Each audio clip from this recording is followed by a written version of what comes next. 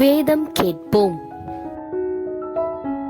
அப்போஸ்தலனாகிய பவுல் கலாத்தியருக்கு எழுதின நிருபம் 1ஆம் அதிகாரம். மனுஷராலும் அல்ல, மனுஷன் மூலமாயும் அல்ல, இயேசு கிறிஸ்துவினாலும் அவரை மரித்தோரிலிருந்து எழுப்பின பிதாவாகிய தேவனாலும் அப்போஸ்தலனாய் இருக்கிற பவுலாகிய நானும் என்னுடனே கூட இருக்கிற சகோதரர் எல்லாரும் கலாத்தியா நாட்டிலுள்ள சபைகளுக்கு எழுதுகிறதாவது: பிதாவாகிய தேவனாலும் நம்முடைய கர்த்தராகிய இயேசு கிறிஸ்துவினாலும் உங்களுக்கு கிருபையும் சமாதானமும் உண்டாவதாக. அவர் நம்மை இப்பொழுது இருக்கிற பொல்லாத பிரபஞ்சத்தினின்று விடுவிக்கும்படி நம்முடைய பிதாவாகிய தேவனுடைய சித்தத்தின்படியே நம்முடைய பாவங்களுக்காக தம்மை தாமே ஒப்பு கொடுத்தார்.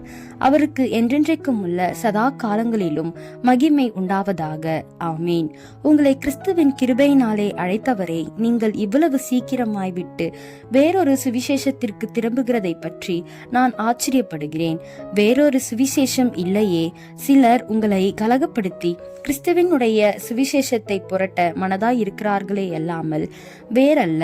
நாங்கள் உங்களுக்கு பிரசங்கித்த சுவிசேஷத்தை அல்லாமல் நாங்களாவது வானத்திலிருந்து வருகிற ஒரு தூதனாவது வேறொரு சுவிசேஷத்தை உங்களுக்கு பிரசங்கித்தால் அவன் சபிக்கப்பட்டவனாய் இருக்க கடவன்.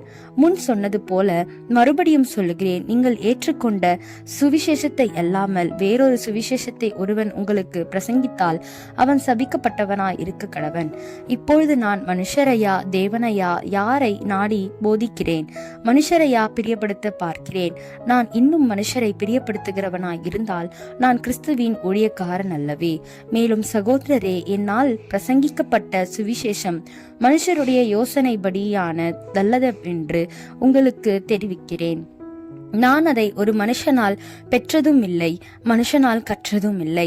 இயேசு கிறிஸ்துவே அதை எனக்கு வெளிப்படுத்தினார். நான் யூத மார்க்கத்தில் இருந்தபோது என்னுடைய நடக்கையை குறித்து கேள்விப்பட்டிருப்பீர்கள். தேவனுடைய சபையை நான் மிகவும் துன்பப்படுத்தி அதை பாழாக்கி என் ஜனத்தாரில் என் வயதுள்ள அநேகரை பார்க்கிலும் யூத மார்க்கத்திலே தேறினவனாய் என் பிதாக்களுடைய பாரம்பரிய நியாயங்களுக்காக மிகவும் பக்தி வைராக்கியம் உள்ளவனாய் இருந்தேன். அப்படி இருந்தும் நான் என் தாயின் வயிற்றிலிருந்தது முதல் என்னை பிரித்தெடுத்து தம்முடைய கிருபையினால் அழைத்த தேவன் தம்முடைய குமாரனை நான் புராஜாதிகளிடத்தில் சுவிசேஷமாய் அறிவிக்கும் பொருட்டாக அவரை எனக்குள் வெளிப்படுத்த பிரியமாய் இருந்தபோது உடனே நான் மாம்சத்தோடும் இரத்தத்தோடும் யோசனை பண்ணாமலும் எனக்கு முன்னே அப்போஸ்தலரானவரிடத்திலே எருசலேமுக்கு போகாமலும் அரபி தேசத்திற்கு புறப்பட்டு போய் மறுபடியும் தமஸ்கு ஊருக்கு திரும்பி வந்தேன். 3 வருஷம் சென்ற பின்பு பேதுருவை கண்டு கொள்ளும்படி நான் எருசலேமுக்கு போய் அவனிடத்தில் 15 நாள் தங்கியிருந்தேன். கர்த்தருடைய சகோதரனாகிய யாக்கோபை தவிர அப்போஸ்தலரில் வேறொருவரையும் நான் காணவில்லை. நான் உங்களுக்கு எழுதுகிற இவைகள் பொய்யல்லவென்று தேவனுக்கு முன்பாக நிச்சயமாய் சொல்லுகிறேன். பின்பு சீரியா சிலிசியா நாடுகளின் புறங்களில் வந்தேன். மேலும் யூதேயா தேசத்திலே கிறிஸ்துவுக்குள்ளான சபைகளுக்கு முகமறியாதவனாய் இருந்தேன். முன்னே நம்மை துன்பப்படுத்தினவனே நாம் அழிக்க தேடின விசுவாசத்தை இப்பொழுது பிரசங்கிக்கிறான் என்பதை மாத்திரம் அவர்கள் கேள்விப்பட்டிருந்து என்னை பற்றி தேவனை மகிமைப்படுத்தினார்கள்.